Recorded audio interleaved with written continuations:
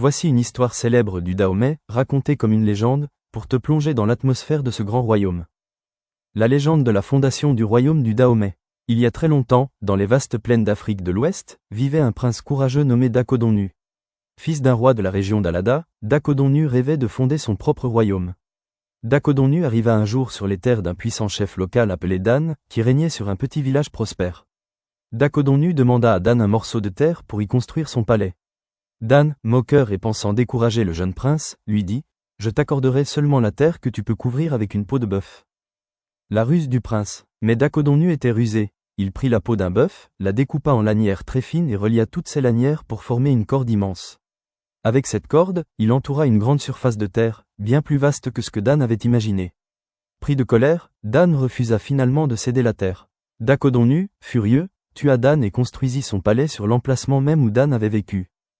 Origine du nom Dahomey. Après cet acte, on dit que Dakodonu déclara « Je bâtis ma maison sur le ventre de Dan ». En langue locale, cela se dit « Dan Ixo Mey ». Dan égale le chef, Ixo égale ventre, Mey égale maison ou lieu. Ce mot se transforma plus tard en Dahomey, le nom que prit le royaume. Héritage. Le royaume du Dahomey devint l'un des plus puissants d'Afrique de l'Ouest, célèbre pour son organisation, ses rois redoutables et surtout ses guerrières, les Amazones du Dahomey, qui protégeaient le royaume avec bravoure.